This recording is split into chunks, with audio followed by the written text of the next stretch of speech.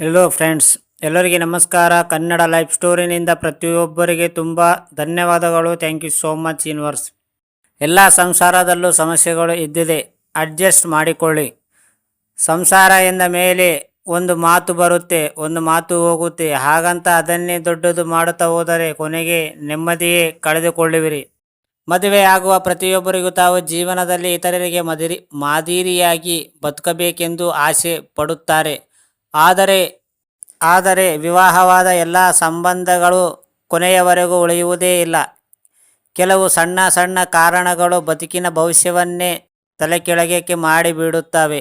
ಬೇರೆಯವರ ರೀತಿಯಲ್ಲಿ ನಾವೇಕೆ ಬದಲಾಗಲಿಲ್ಲ ಎಂಬ ಭಾವನೆ ಸದಾ ಕಾಡುವಂತೆ ಮಾಡುತ್ತದೆ ಮತ್ತು ಮನುಷ್ಯರನ್ನು ಮಾನಸಿಕ ಖಿನ್ನತೆಗೆ ದೂಡುತ್ತದೆ.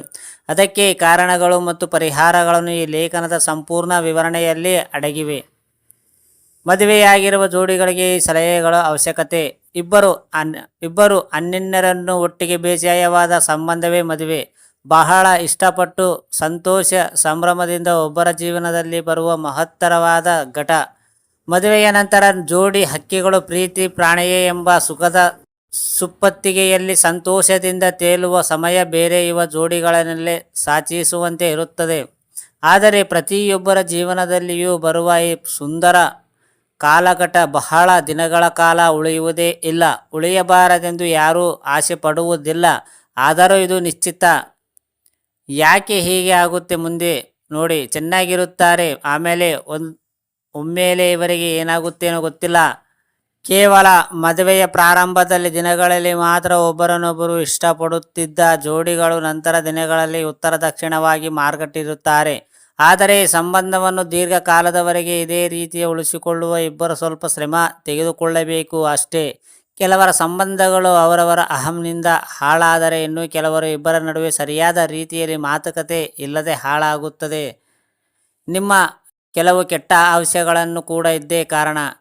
ಹಲವು ಬಾರಿ ಕೆಟ್ಟ ಹವ್ಯಾಸಗಳು ಹಸನಾದ ಜೀವನದಲ್ಲಿ ಮಧ್ಯದಲ್ಲಿ ಸೇರಿಕೊಂಡು ನಿಮ್ಮ ಸಂಗಾತಿಗೆ ಹೆಚ್ಚಿನ ಸಮಯ ಮೀಸಲಿಡುವ ಸಾಧ್ಯತೆವಿಲ್ಲದೆ ಕೆಲವೊಂದು ಜೀವನದ ಗುರಿಯಿಟ್ಟು ಮುಟ್ಟಲು ಆಗದೆ ಸಂಬಂಧವನ್ನು ಹಾಳು ಮಾಡಿಕೊಡುತ್ತಾರೆ.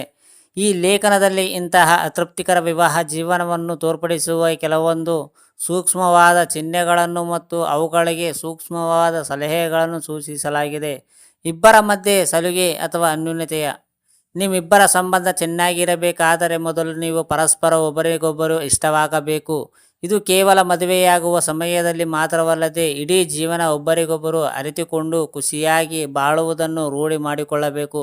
ಕೆಲವು ಮನೋವೈದ್ಯರ ಪ್ರಕಾರ ವಿವಾಹವಾದ ಜೀವನ ಖುಷಿಯಾಗಿರಬೇಕು ಎಂದರೆ ಶಾರೀರಿಕ ಸಂಬಂಧವನ್ನು ಕೂಡ ಅಷ್ಟೇ ಚೆನ್ನಾಗಿರಬೇಕು. ಏಕೆಂದರೆ ಶಾರೀರಿಕ ಸಂಬಂಧದ ಇದ್ದಷ್ಟು ಪ್ರೀತಿ ಪ್ರಣಯ ಹೆಚ್ಚಿರುತ್ತದೆ. ಹೆಚ್ಚಾದ ಲೈಂಗಿಕ ಕ್ರಿಯೆ ಒಬ್ಬರನ್ನೊಬ್ಬರ ಜೊತೆ ತೀರ ಹತ್ತಿರದಿಂದ ಬೇಯಿಸುತ್ತದೆ. ಇದರಿಂದ ಒಬ್ಬರನ್ನೊಬ್ಬರು ಅರ್ಥ ಮಾಡಿಕೊಂಡು ಸಂಬಂಧ ಗಟ್ಟಿಯಾಗಿ ಬದಲಾಗುತ್ತದೆ. ಸಂಬಂಧದಲ್ಲಿ ಎದುರಾಗುವ ಅಪನಂಬಿಕೆ. ಕೆಲವು ಸಂಗಾತಿಗಳು ತಮ್ಮ ಗಂಡ ಅಥವಾ ಹೆಂಡತಿಯ ಅನ್ಯೋನ್ಯ ಸಂಬಂಧದ ಬಗ್ಗೆ ತಿಳಿದುಕೊಂಡು ಅದನ್ನು ಕ್ಷಮಿಸಿಬಿಡುವಂತಹ ದೊಡ್ಡ ಗುಣಗಳನ್ನು ಹೊಂದಿರುತ್ತಾರೆ. ಆದರೆ ಕೆಲವೊಬ್ಬರು ಇದನ್ನೇ ಮನಸ್ಸಿನಲ್ಲಿ ಇಟ್ಟುಕೊಂಡು ಆಗಾಗ ಮನಸ್ಸಿಗೆ ನೋವಾಗುವಂತೆ ಚುಚ್ಚಿ ಚುಚ್ಚಿ ಮಾತನಾಡುತ್ತಾರೆ ಮತ್ತೆ ಹಾಗೆ ಸಾಧಿಸುತ್ತಾರೆ. ಇದರಿಂದಲೂ ಸಹ ಸಂಬಂಧ ಹಾಳಾಗುತ್ತದೆ. ಇಲ್ಲಿ ಯಾರು ಬೇಕೆಂದು ತಪ್ಪು ಮಾಡಿರುವುದಿಲ್ಲ, ಮತ್ತೆ ಅದೇ ತಪ್ಪನ್ನು ಮುಂದುವರಿಸಲು ಬಯಸುವುದಿಲ್ಲ. ಈ ಸತ್ಯವನ್ನು ಅರ್ಥ ಮಾಡಿಕೊಂಡರೆ ಸಂಬಂಧದಲ್ಲಿ ಬೇರೆಯಾಗುವ ಸಂದರ್ಭ ಎಂದಿಗೂ ಎದುರಾಗುವುದಿಲ್ಲ. ಮತ್ತು ಅದೊಂದು ಕೆಟ್ಟ ಕನಸು. ಇಂದು ಮರೆತು ನಿಮ್ಮ ಮಕ್ಕಳ ಭವಿಷ್ಯದ ಬಗ್ಗೆ ಯೋಚಿಸಿ ಮುನ್ನಡನೆ ಜೀವನ ಖುಷಿಯಾಗಿರಬೇಕು. ಸದಾ ಜಗಳ ಮತ್ತು ಹೊಡೆದಾಟ. ನೀವೇನಾದರೂ ನಿಮ್ಮ ಸಂಗಾತಿಯ ಜೊತೆ ಯಾವಾಗಲೂ ಜಗಳ ಅಥವಾ ಮನಸ್ತಾಪಗಳನ್ನು ಹೊಂದಿ ಮಾನಸಿಕವಾಗಿ ಮತ್ತು ದೈಹಿಕವಾಗಿ ಹಿಂಸೆ ಕೊಟ್ಟು ಅಥವಾ ಹಿಂಸೆ ಅನುಭವಿಸುತ್ತಿದ್ದರೆ ಅದು ನಿಮ್ಮ ಉತ್ತಮ ವೈವಾಹಿಕ ಜೀವನವನ್ನು ಲಕ್ಷಣವೇ ಅಲ್ಲ. ಇದು ಒಬ್ಬರ ಜೊತೆ ಇನ್ನೊಬ್ಬರ ಬದುಕಲು ಇಷ್ಟವಿಲ್ಲ ಎಂದು ತೋರಿಸಿಕೊಡುವ ಒಂದು ಸೂಕ್ಷ್ಮ ಲಕ್ಷಣ. ಹೀಗೆ ಜಗಳ ಮಾಡುವ ಬದಲು ಯಾರಿಗಾದರೂ ಒಬ್ಬರು ಸ್ವಲ್ಪ ಹೊತ್ತು ತಾಳ್ಮೆಯಿಂದ ಇದ್ದು ಆಗಿರುವ ಸಮಸ್ಯೆಗಳಿಗೆ ನಿಧಾನವಾಗಿ ಕುರಿತು ಮಾತನಾಡಿ ಪರಿಹಾರವನ್ನು ಕಂಡುಕೊಂಡರೆ ಈ ಸಮಸ್ಯೆಯಲ್ಲ ಅಲ್ಲ ಎಂಬ ಭಾವನೆ ನಿಮ್ಮಲ್ಲಿ ಬರುತ್ತದೆ. ಇಷ್ಟವಾದರೂ ನಿಮ್ಮ ಸಮಸ್ಯೆ ಪರಿಹಾರ ಸಿಕ್ಕಿಲ್ಲ ಎಂದಾದರೆ ಖಂಡಿತ ನೀವು ಆಗ ಬೇರೆಯಾಗುವ ಯೋಚನೆ ಮಾಡಬಹುದು. ಜೀವನದಲ್ಲಿ ಭವಿಷ್ಯದ ಗುರಿಗಳು. ಇಲ್ಲಿ ಕೆಲವೊಂದು ಗಮನಿಸಬೇಕಾದ ಅಂಶಗಳೇನೆಂದರೆ ಇಬ್ಬರ ಜೀವನದ ಗುರಿಗಳು ಬೇರೆ ಬೇರೆಯಾಗಿರುವುದು. ಅಂದರೆ ಉದಾಹರಣೆಗೆ ನಿಮಗೆ ಮಗು ಇಷ್ಟವಿದ್ದರೂ ನಿಮ್ಮ ಸಂಗಾತಿಗೆ ಇಷ್ಟವಿಲ್ಲದೆ ಹೋದರೆ ಅಥವಾ ನೀವು ಸ್ಪಂದಿಸಿ ಬದುಕಲು ಕೆಟ್ಟಗೊಳ್ಳಬೇಕೆಂಬ ಅಂಶ ವ್ಯಕ್ತಪಡಿಸಿ ನಿಮ್ಮ ಸಂಗಾತಿಯ ವಿದೇಶಕ್ಕೆ ಹಾರುವ ಯೋಚನೆ ಇಟ್ಟುಕೊಂಡಿದ್ದರೆ ಕೆಲವೊಂದು ಬಾರಿ ನೀವು ಇಷ್ಟಪಟ್ಟ ಸಂಗಾತಿಗಳನ್ನು ಅಥವಾ ವಿಷಯಗಳನ್ನು ನಿಮ್ಮ ಸಂಗಾತಿ ಬೆಂಬಲಿಸದಿದ್ದರೆ ನಿಮ್ಮ ವೈವಾಹಿಕ ಜೀವನದಲ್ಲಿ ಎಳ್ಳಷ್ಟು ಅರ್ಥವಿರುವುದಿಲ್ಲ. ಏಕೆಂದರೆ ನೀವು ತೆಗೆದುಕೊಳ್ಳುವ ಯಾವುದೇ ನಿರ್ಧಾರಗಳು ನಿಮ್ಮ ಮಕ್ಕಳ ಭವಿಷ್ಯದ ಮೇಲೆ ನಿಂತಿರುತ್ತದೆ. ಅವು ದೊಡ್ಡ ನಿರ್ಧಾರಗಳಾದಾಗ ಆದಷ್ಟು ಇಬ್ಬರ ಸೇರಿ ಒಮ್ಮತದಿಂದ ತೆಗೆದುಕೊಂಡರೆ ನಿಮ್ಮ ಜೀವನ ಅಚ್ಚುಕಟ್ಟಾಗಿ ಸಾಗುತ್ತದೆ.